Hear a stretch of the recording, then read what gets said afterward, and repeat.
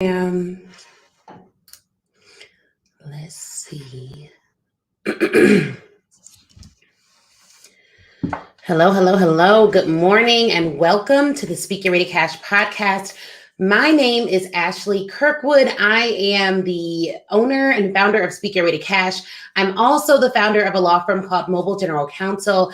I am coming to you all today with a solo episode because today is a really important day in Speak Your Way to Cash land. This is our 100th podcast episode. 100th podcast episode.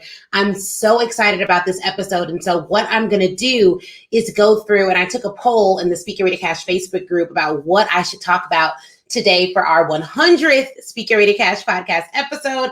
And we settled on the 10 strategies that help me to grow my speaking business. So that's pretty much what we're going to talk about today.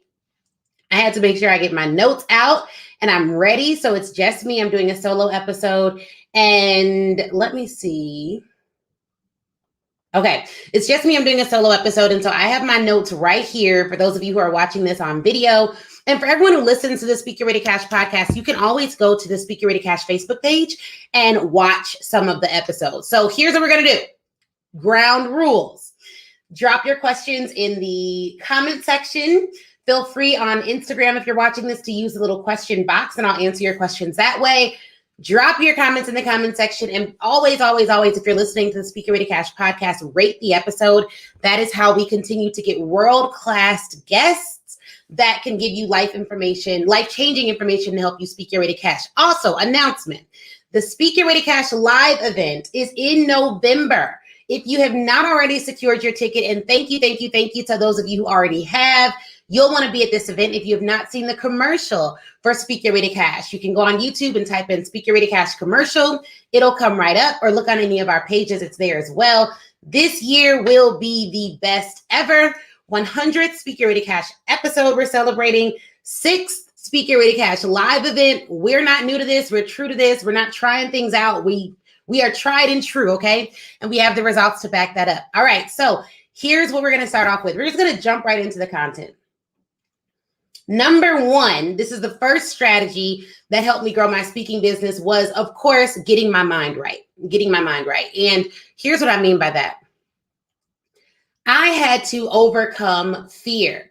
In order to grow my business. And I say speaking business, but you need to overcome fear to grow any business on the planet. I had to overcome this notion that if I didn't have a playbook, it wouldn't work out. Or if I didn't know exactly what to say in the pitch email to the corporate clients that I was pitching, I wouldn't get the deal. Or no one wants to hear what I have to say. Or no one wants to hear, no one wants to see me win. No one wants to hire me to do anything on my own without a huge company backing me. I had to really overcome fear. And so, thank you so much, Chris.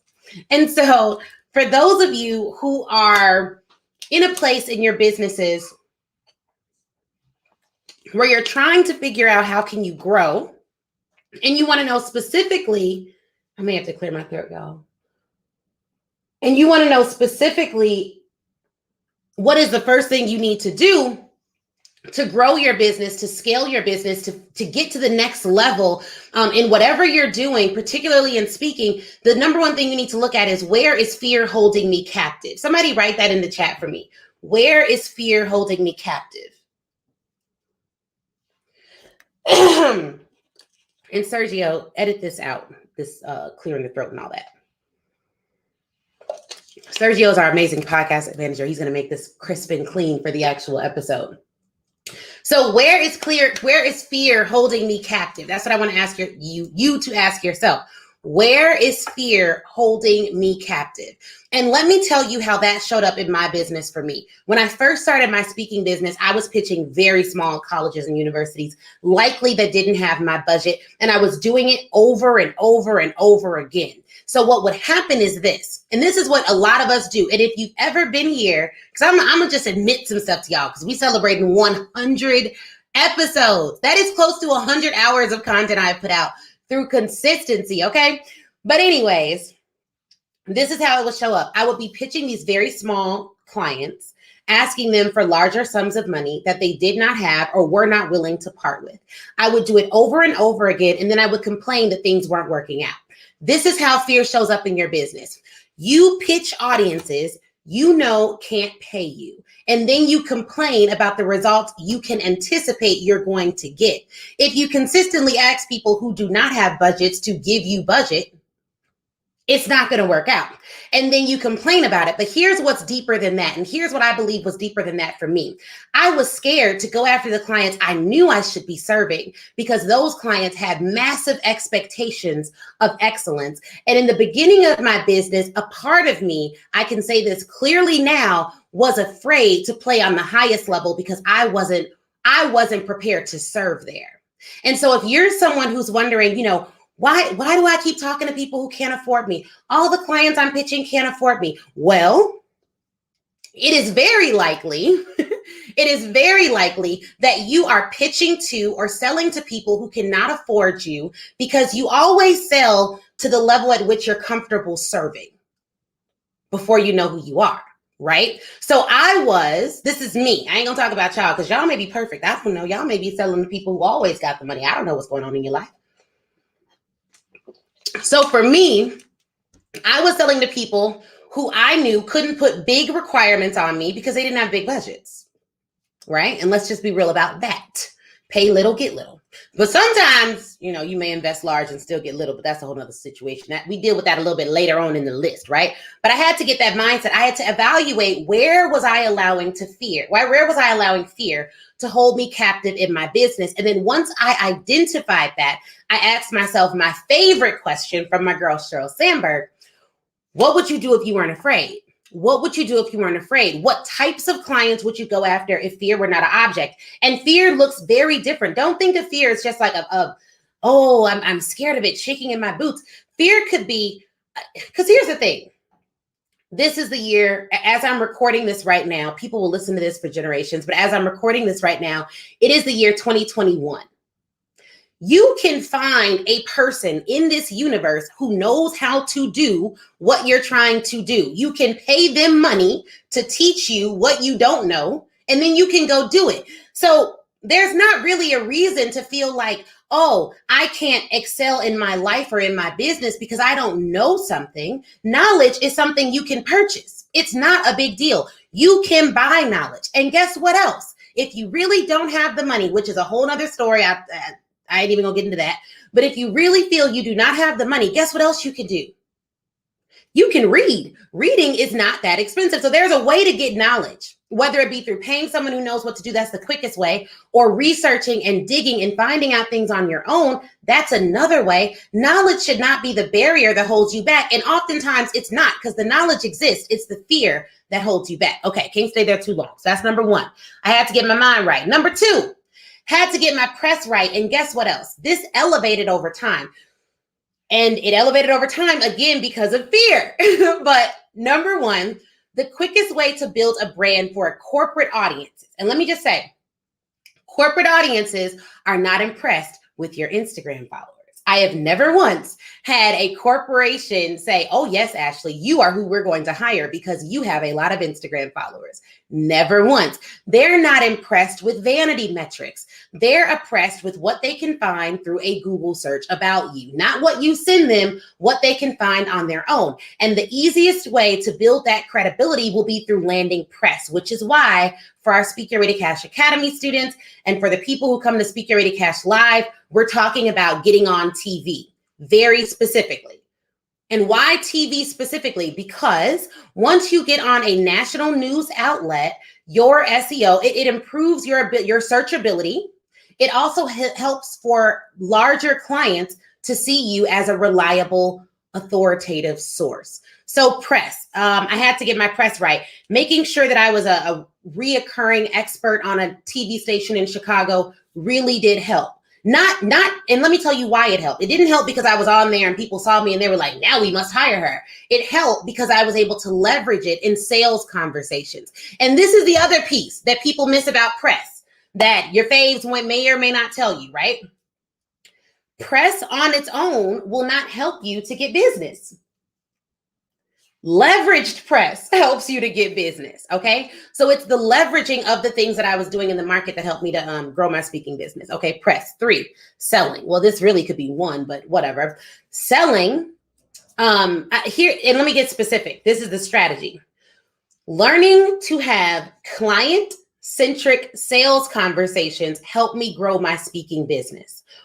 A big piece of what we teach in the Speak Your Way to Cash Academy, and that we're doing a language lab at Speak Your Way to Cash Live, is about the exact phrases that over the years I have seen that have helped me move sales conversations forward.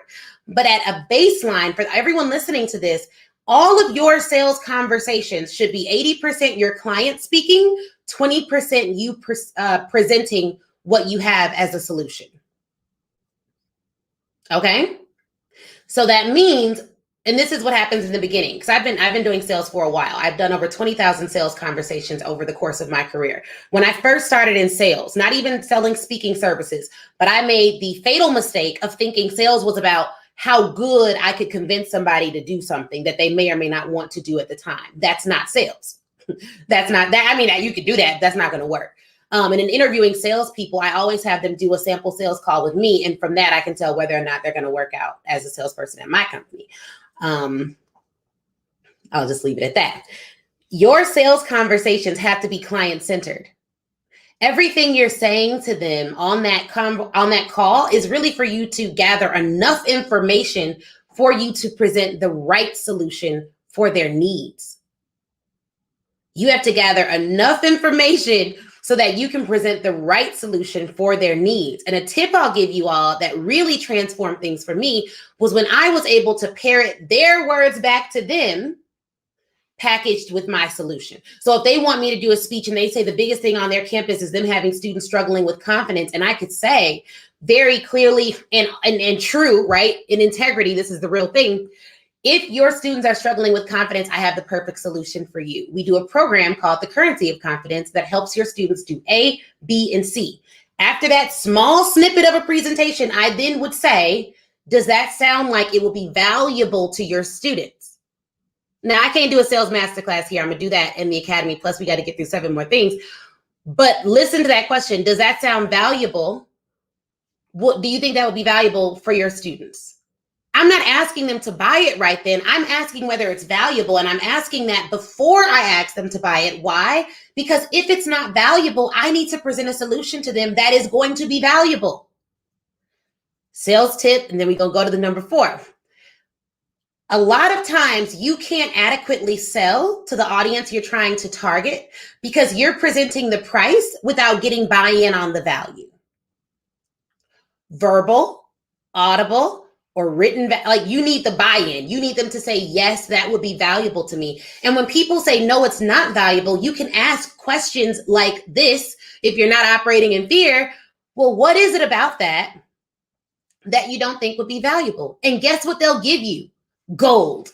They'll give you gold, because there have been times when I've been selling something and someone says, no, that's not exactly what we need. And when I ask them why, they say, well, we actually need something a little more bespoke. We actually need something a little more nuanced. We actually need something that's going to be a little more helpful for them over here and really target at freshmen. And then I can say, what? Oh, that sounds excellent. Because you want something targeted at, insert whatever they said there, what we can offer you is this. We have a whole team that does X, Y, and Z. And I think that would be perfect. Now, based on what you said, it sounds like that would be valuable, but am I understanding you correctly? Here's the thing. Permission-based selling, okay? I may have to do something specifically on that, because what I find is that people just want to shove their products out to you without doing any market research. And if they do market research, they don't listen. Because here's the thing, if you do market research and you really understand what your client wants, your issue should not be selling it. Now, if you don't have what they want, that's a whole different thing. But if you know what they want and you have what they want and you have a solution that can really match up with what is valuable to them, selling it and dealing with the price is always the shortest part of any conversation I have with anyone, because I'm not going back and forth with you about price. After you've told me that the value is there, and after I've told you I can deliver that, and I have clients that'll speak highly of our processes and our customer service, we'll get to that a little bit later. what is there to discuss, right? Is this good? Is this making sense to you all on the selling? I may need to do more on selling, but this is, I wanted to make sure that you all got that first, okay? Okay. So if this is making sense on selling, it's good on selling, just write yes, yes in the comments and we'll move on. All right. So this all goes to the next point. Number 4, the thing that really helped me go through the roof. And this right here, I've alluded to before, but I want to make sure that I plainly state it. Market research. And specifically, what I mean about market research is this.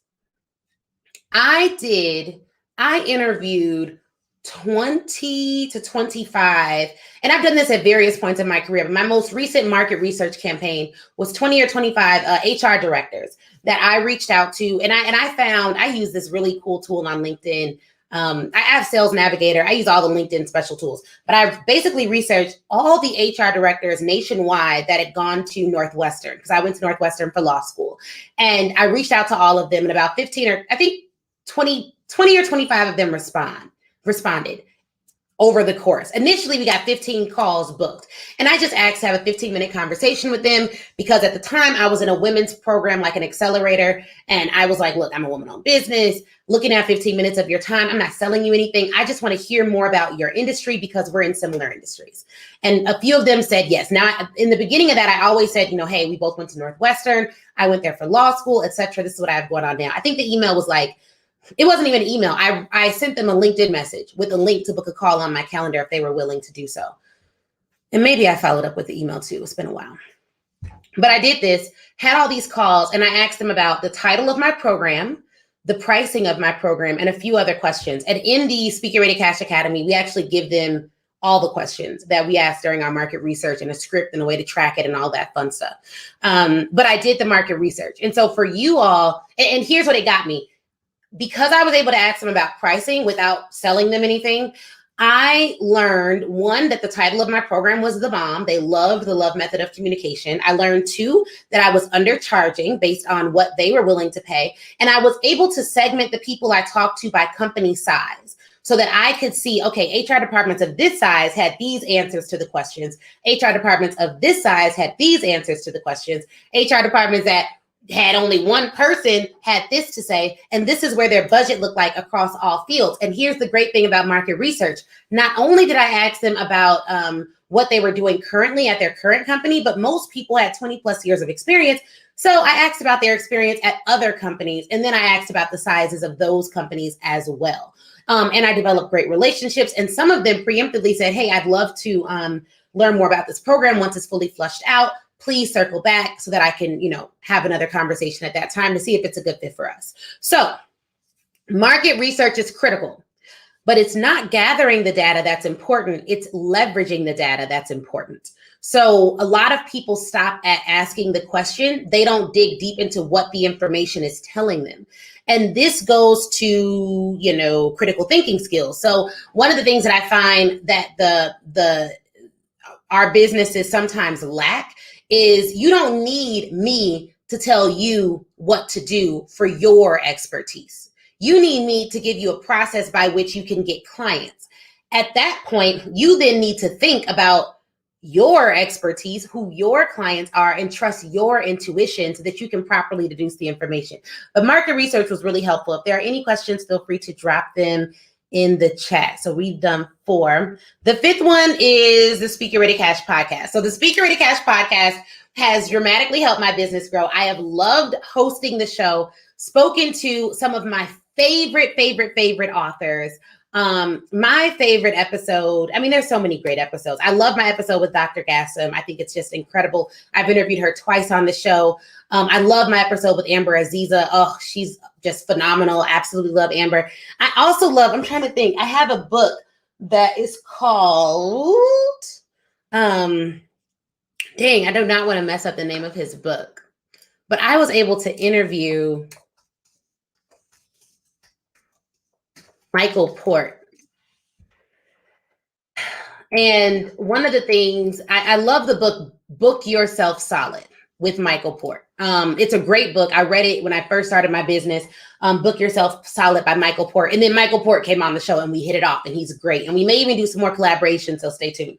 But New York Times bestseller, all of that. He also wrote another book specifically about public speaking that he talked a lot about on the show, but I loved it. So I also got to interview Jim Cathcart. Oh my God, how could I forget? So Jim has been in the game over 50 years, done speeches for Harley, been on private jets to do speeches. And he talked about, we did a 2-hour interview with this guy who has been in the industry 50 plus years. Like literally the Speak Your Way to Cash podcast is just gold. It is just gold. And what I love most about it is the people that I speak to, my audience would not necessarily have the chance to sit down with and speak to. We interview people from all walks of life, all colors, across all demographics, who come here and they really share how they built their speaking business, in part because I ask the questions that y'all want to know. So do not sleep on the Speak Your Way to Cash podcast. I mean, if you're someone who's like, look, I don't have, because I have a client like this, you know, I didn't have the money to invest when I first found you, Ashley. And so what she told me was she just listened to the podcast and started getting results from there and was able to reinvest in working with me through the Speak Your Way to Cash course, which is our on-demand course. You can buy it at any time at ashleynicolecirkwood.com/SYWTC course. She did that, or just go to speakyourwaytocash.com. Everything's there now, which just makes this way easier.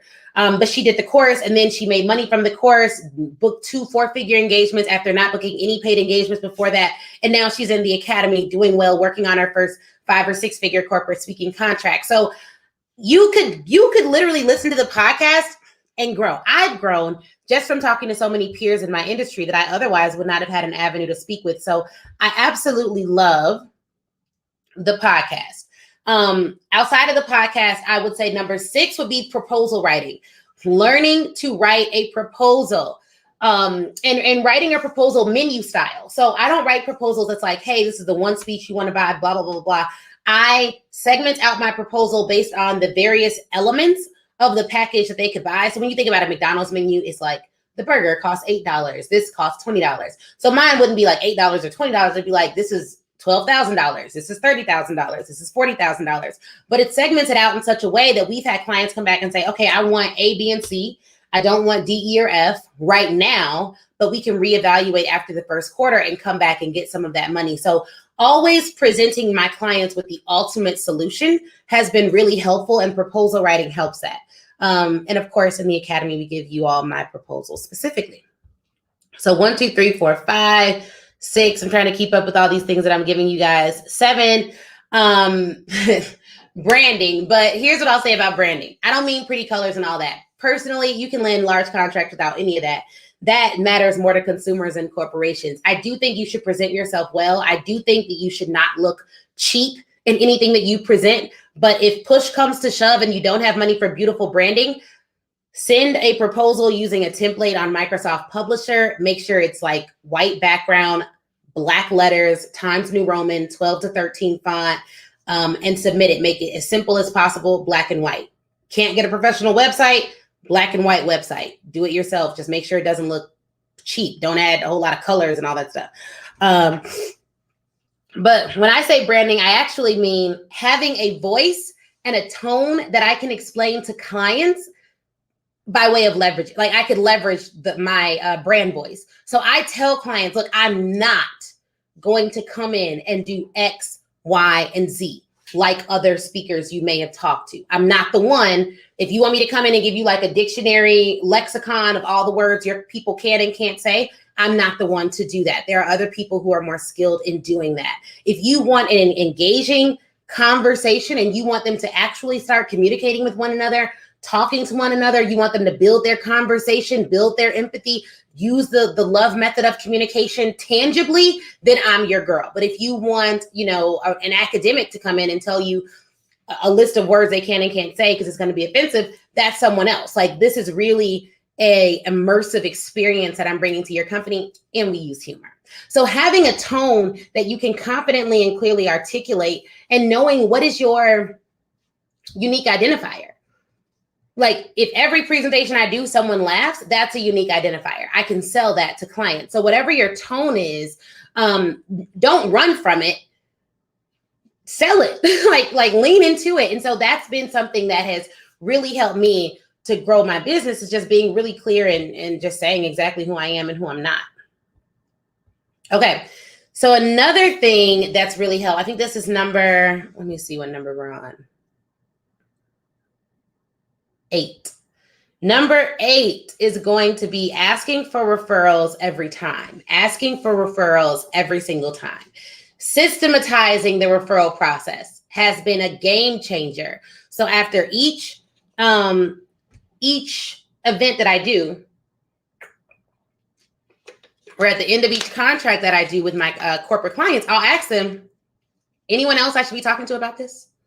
Anyone else I should be talking to about this? Anyone else I can help? Can I bring this program to any of your friends?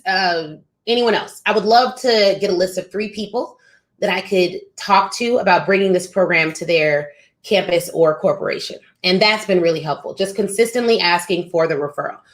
So 9 would be conferences. And this is before pre-pandemic. I haven't done this as much post-pandemic, but attending the conferences where my clients are learning and partnering with those organizations. So getting really clear on the top 10 organizations where my clients hang out or where they pay dues to learn, and then developing strong partnerships with those organizations. Very helpful. More helpful on the front end, because now we're basically working our referral base. But on the front end, going to the conferences where my clients hang out was really helpful. And honestly, if you serve doctors, Association for Doctors in North America, you know what I mean? These are associations, these are professional organizations, and sometimes they're broken out by title. So if your clients are CEOs or HR directors or directors of operations, they may break them out that way. So think about that. That's been super helpful as well. And then 10, making sure that I am recording everything. Making sure that I am recording everything has been extraordinarily helpful. So recording everything is a game changer. Recording everything. And what I mean by everything is like everything. So I have footage of me speaking, footage of reviews when I was speaking live, footage of me signing my book after events, taking pictures of everything. Every time I'm paid to do a keynote or a workshop presentation, 10% of that budget when it's in person goes to audio and like a videographer or a photographer. So that's something that we implemented. Thank God, before the pandemic, it was like, all right, we're gonna travel with a videographer and a photographer everywhere that we go, because we want to make sure everywhere that we speak, not like reality TV show, y'all, but like whenever we're speaking, I would do that because I wanted to make sure that I had footage of reviews that I could send out to clients when they're like, oh, we want to see how people think about you. But I'll tell you the truth, based on the way that you handle your sales process, people probably won't even ask you that many times for reviews. It's okay if they do, they may want to see that and we can always send that. But for the most part, people are wondering, are you able to do what you said you can do? And based on how well you handle that sales process, they're going to know a bit of your capabilities. And it shouldn't even feel like a sales process. Really, you're diagnosing.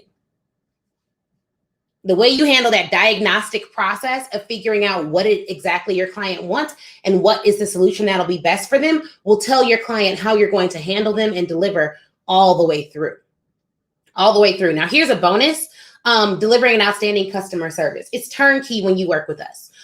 You hire me to speak or to do a workshop for your organization, and then I will write the email copy that you send out to your organization promoting the event. We have an in-house graphic designer that will do the graphic design for the event. We'll get your approved logos and colors.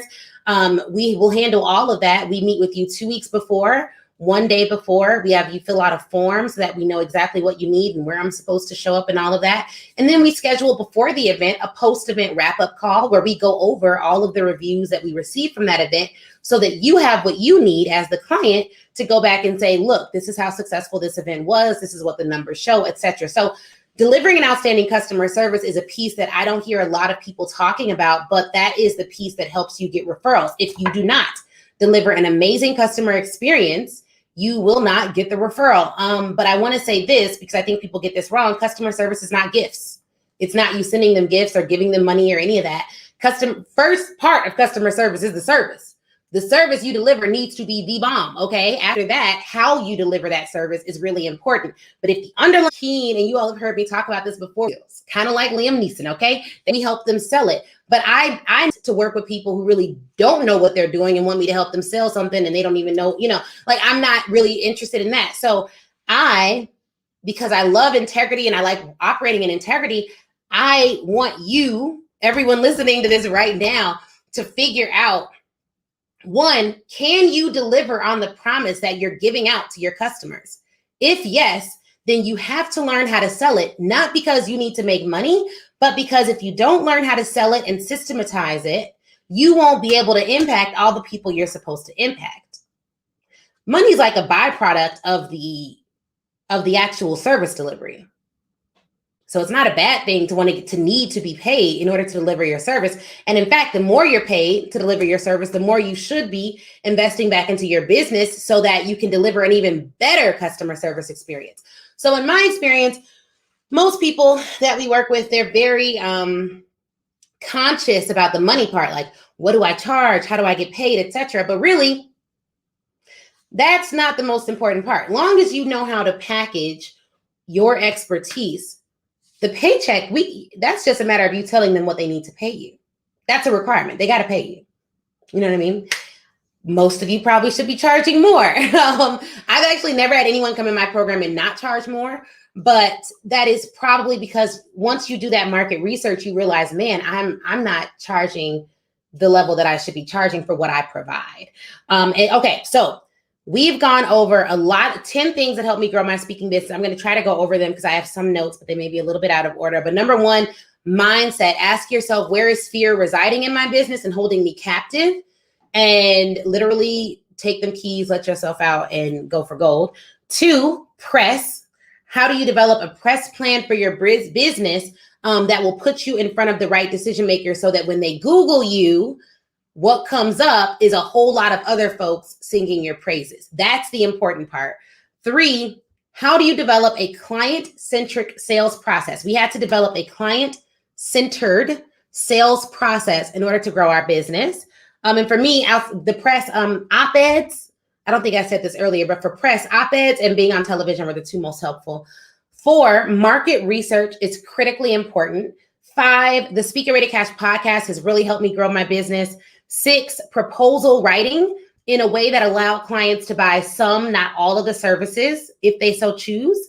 7 will be branding, having a voice and tone that I can explain and then sell was critical. And then the use of comedy was really important. And then 8, I believe, is asking for referrals every single time. 9, going to clients where my clients speak. 10, recording absolutely everything so that I had footage of what I was doing. And then the bonus was providing an amazing customer service experience from start to finish. But remember, go back and listen to this and see how you can implement these things into your business and whether you are implementing those things into your business. There's been a few other things that have really helped as well. I will say not being afraid to pay for someone to help me pitch. In the very beginning, I hired a VA that did the 300 pitches a week because I knew when you do have to be consistent, but once you assign consistency to someone else that you're paying, now they have to be consistent or they don't get paid. So it is a lot easier, or it was a lot easier for me rather, to hire someone to make sure I wrote all the sales copy, like the emails that went out and all that. But like I hired someone that was their job to send out 300 pitches a week. And that is what they did. And that is how we grew the business on the outset. I used cold emailing. I like cold emailing. I did cold emailing, conferences, and referrals. And now, because we did all that heavy lifting in the beginning, it's pretty much referrals. Pretty exclusively, it's referrals. Now, if we ever need to drum up business or if we're having a slow quarter, I go to emails. So I think, one thing I'll say from hosting this podcast over the years and listening to different speakers and how they grew their business is there are so many different speaking business models. You have to choose where you want to play. There's a lot of different ways to grow your business, but there's one way that will that like every single person I spoke with, one, they were consistent for a long time before they started just having people come to them for business. Most of the most successful people still do some form of outbound outreach, even when referrals fill their pipeline. They always were not afraid to hire coaches and experts to help them grow their business. Like, it's just the quickest and easiest way to grow. That said, you have to be mindful about whether or not the coach's style works for you, and how you learn. You have to know how you learn, and then be very clear about what exactly they're giving you. When you join the academy, you get over 60 activities, handouts, SOPs, and templates that you can immediately start using in your business. Not everyone is set up that way. We actually hired an instructional designer to help us build out Speak Your Way to Cash Academy so that it could be suitable for diverse learning styles. That was really important to me. But again, service is really important to me. Customer service is important to me. And we upload our calls within 48 hours if you miss like a coaching call or something. It's a pretty simply well-oiled machine in that sense. And then people can submit things for me to give them feedback on individually as well. And then we meet every 2 weeks. So it's a phenomenal program. But if you are going to go with a coach, just make sure, 1, you like the way they do things. 2, you like them, right? 3, they operate in integrity. 4, you know exactly what you're getting. If you join a group coaching program, what are they going to give you that you can implement? And then 5, make sure you're ready to take ownership over the results, because as much as I can give you strategies all day long, but if you don't take ownership over the results, you probably, it won't go anywhere. And so I always recommend that you get very clear about what you want out of a coaching relationship before diving into it. And you take a lot of responsibility and accountability for your own results. But everyone I spoke with did some of those things. They have inbound marketing, they have outbound marketing, they've hired coaches, and they love what they do. They love what they do. They make, a lot of our speakers that we interview are in the 7-figure range. Some are in the 6-figure range, but they didn't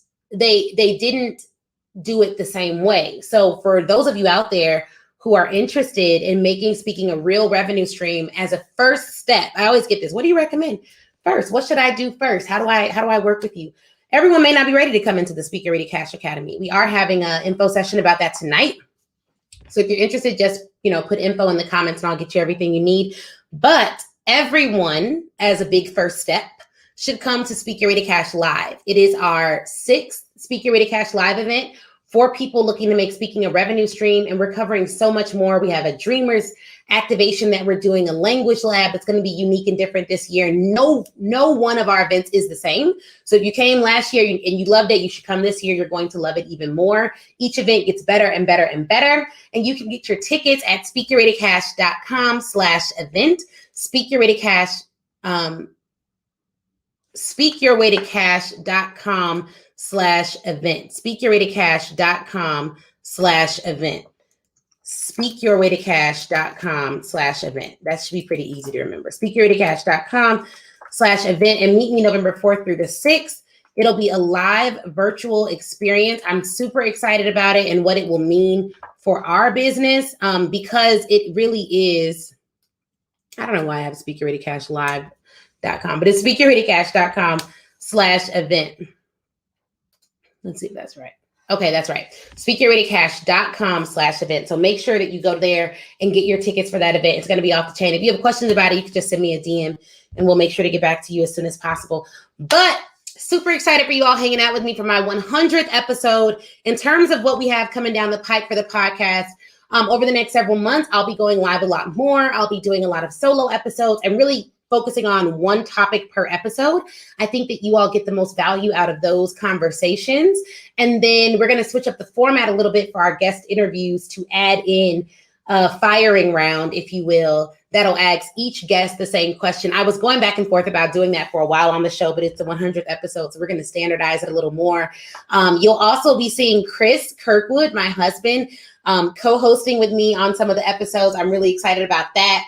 Mainly because me and Chris are, if you know me, you know I love my husband so much. Me and Chris have very different styles. So we are very different in terms of how we think through problems and process things. He's an introvert, I'm an extrovert, and we have clients that are both. So we've decided that because of that, we're going to do some more interviews for, I'm going to represent the extroverted side. He's going to represent the introverted side, and we're going to co-host some of the episodes so that we can make sure we're speaking to our entire audience. So all you introverts out there, Chris is coming to the rescue. And because he's worked so much in the education system, he'll be talking about selling in that market a little bit more to our clients. So I'm really excited about that. We did a beautiful family brand photo shoot. If you follow me on Instagram, go to, I don't know if it's the highlight section of Instagram, and you can kind of see that first highlight, I believe, says behind the scenes. Photo shoot behind the scenes, and you can kind of look at some of the videos from our most recent brand shoot. We're going to be launching those photos soon. I'm thrilled about it because it was really my husband's first brand shoot, and it was mine. So, y'all, we're 100 episodes in. We're friends now. I can tell you guys this. It was my first, I would say, real photo shoot after having my baby. So you all, for women who've had children or women who've struggled with weight or any of this will relate to you. I just was like, I want to feel, I remember calling Jason McCoy, who did the photos, and I was like, I want to feel sexy. I want to feel beautiful. I want to look amazing. I want it to be an experience. I just want to reemerge as a new woman. I didn't have this baby, and it was everything I wanted and more. So we are going to invite Jason and Jeremy on to the podcast to talk about styling and branding. And I'll talk about how I'm going to leverage those photos for my business, specifically because we have some great campaigns we're launching to the corporate audience that those photos will be very helpful for. And I'm very excited about them. But it was an incredible experience. If you are looking for a photographer, I would definitely recommend Jason McCoy. And if you're looking for a stylist, and you may not even know you need a stylist, which is why I want to have Jeremy on the podcast, but I don't know if I'd go back to doing photos on my own. It was just a luxurious experience from start to finish. So I highly recommend Jeremy Frierson. I want to make sure I don't get his name wrong, but I will, I'll make sure that you all get all that info, and feel free to reach out to me about either of them, but it was great. So those two things are coming down the pipeline. And then me and Chris we have something that we're launching soon for those of you out there who are married or seeking marriage, and you're like, okay, I'd love to hear more about that journey, our dating journey and our love journey, and how we think and how we've grown as a couple, because it'll be 10 years of marriage next year. 10 years of marriage, one baby, bought a house, did all that fun stuff. We're looking for another home in the near future soon. So it's just been a journey. I'm going to let you guys in on that a little more too. So a lot more personal stuff. The Speak Your Way to Cash podcast will be a personal stuff on another brand. We're going to keep the Speak Your Way to Cash podcast pretty focused on helping speakers and entrepreneurs at speaking as a revenue stream. And we're really excited about it. So do me a favor, rate the podcast, share it with a friend. And if you've ever gotten any value out of the podcast, please do drop me a comment on my Instagram post that asks for it or talks about our 100th episode, and just let me know how it's helped you, because this really has been a labor of love, close to 100 hours of recording in the books. And it's been a lot. And then shout out to our podcast manager, Sergio, always working behind the scenes to make sure everything sounds good. Thank you for your service to Speak Your Way to Cash. We will be working with you into our next 100 episodes. So it's been great. All right. So I am peacing out. Thank you all so much for joining me. I really hope you attend the Speak Your Way to Cash event. Tickets have gone on sale. We do sell out way in advance every year. This year, we're looking for 250 people who want to take their speaking business to the next level. If you are one of those 250, please do register ASAP and secure your seat. Thank you. Shout out to all of you all who have registered. We're going to start announcing you all soon, but I will see you all later. And this is Ashley Kirkwood with the Speak Your Way to Cash podcast. Peace and out. Thank you again, you guys, for 100 episodes. I'm so excited. And just thrilled to be here as your host, and cannot wait to see the evolutions that take place this year on the show.